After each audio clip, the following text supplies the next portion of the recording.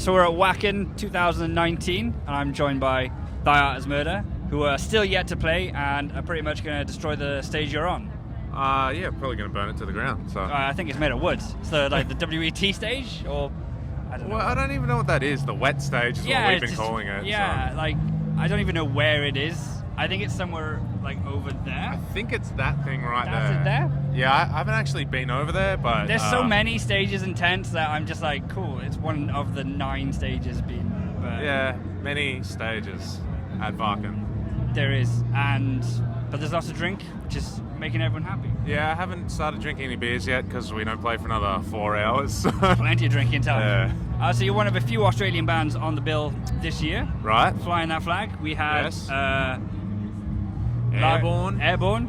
Parkway playing tomorrow. Yep. And Lagerstein, who are a pirate metal party band. They're actually from the town that I used to live in. Oh, are they really? It's crazy because they would play shows in this small town that I lived in, Brisbane, and maybe like 100 people would go, and then they were playing festivals over here, and everyone in Australia was just scratching their heads like, it's a bit who of are these guys?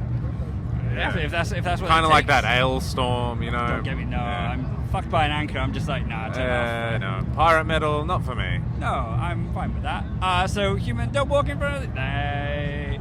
So, Human Target. What a fucking amazing album. Yeah, Thank it's you. the most amazing album in the planet on the planet right now. On right now. Yeah. Until the Slipknot album drops next week, and then. Yeah, and then it will be Second. very far below. What's reception been like so far? Really good. Just found out number 16 on the German album charts, That's pretty good. which is pretty sick.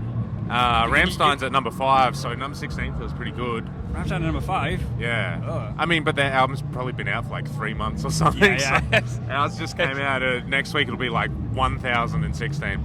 So I don't know. We'll see how it goes in Australia and America and the UK and whatever on Monday, I suppose.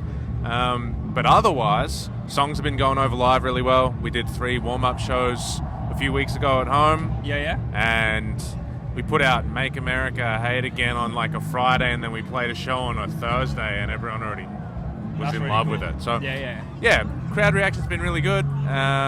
These festivals will give us a chance to shoot the songs out on a large stage. Figure out which ones working live and the interactions. Yeah, and also like set structure. Is that going to be a high energy early in the set song or late? Yeah. Like we don't know those things. We just got to try it out. Do your sets change between? Obviously, there's a language barrier. Even though music is universal, there is that whole kind of. Yeah. Do you know what I mean? Like I'm trying to order like food. It's impossible to order food You here. just got to learn some German. It's really hard. I'm not gonna lie. Whereas you go anywhere else, it's just like, yeah, I'll have that one. It's fine. Yeah. No, we don't really think about that. We just play the Okay. songs that we want to play. Oh, that's great. Why not? Yeah, I mean, if we have new material out, obviously we want to play that. What we will do, something really cool about Spotify is giving artists insights. Okay. And you can see, like, maybe a song is really trending at the moment. It's like, oh, maybe people want us to play that. We would Yeah. never think to play that. Maybe we'll play it. Maybe we won't. I don't know. If you really started with all old stuff and nothing new, you'd be like, oh man, that's No, it's all the new stuff, which is always encouraging. That's the way that we want it to be. Like, always looking forward, never looking back. Definitely. So the self-titled track and Death Squad, my 2 favorite tracks on the album. Yep. Can you tell me a bit more about those, how they came about? I wrote Death Squad Anthem grocery shopping down the street from my house with Awesome. my wife. I'm really annoying, and I'll just be like bobbing my head and antagonizing her and start singing like annoying repetitive melodies. Yeah. And then I was like, oh, that's a riff. I was like, hey, we need to go home now. And so that's how Death Squad Anthem happened. So yeah, that was literally the song is like 2 riffs, and those were the riffs. That's probably. And so I just wrote the song in a minute. And then Human Target was the last song for the album, and we already started recording rhythm guitars, and I was like, as you put all the songs together for an album, you go, oh, we're missing like this kind of song or that kind of song. Yeah. You know, you don't start writing an album and go, oh, we're missing this. You're missing all the songs. Yeah.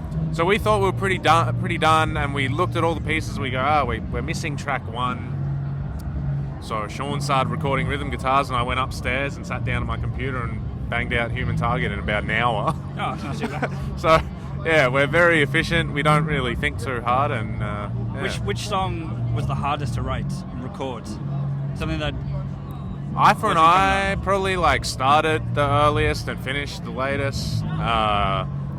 Just because it was like a different kind of song for me, Yeah. so I would like revisit it once a week and like think about it for 5 minutes, Yeah. and then I would do nothing, and then I'd come back a week later and do the same thing. yeah. So it's a pretty different song, but otherwise everything comes together pretty quick. I think we wrote the whole record in about 3 weeks. Which so. was the first song to? Was it the first song, or what was the first song, and did that influence the? Eye for an Eye was kind the of- first song I started developing Right. for the Okay. album. In the early stage, I'll just let whatever ideas I have come into my head, and I'll be like, oh, this is kind of weird.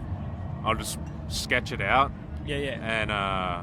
and because it was so different, I was like, oh, I'll try and work on this and see like if it has any potential. Otherwise, we got plenty of art tricks that we can Pull out fall the back bag. on. Yeah, all our records sound the same anyway, so There's a consistency though with the records. It's not just a copy and paste. yeah, no, it's pretty much copy and paste. We just change the lyrics and change Change the artwork. breakdowns are all the same. Like we just like nudge them a little bit, but Definitely. Well, I caught you start of the year with Killswitch and Parkway. yeah. That was a fucking great gig. Where at? I was in Cardiff. That's where I'm from. Cardiff. All the way in the UK. A Welshman. Well, well, not really. No. Better to be a Welshman than to be a Englishman.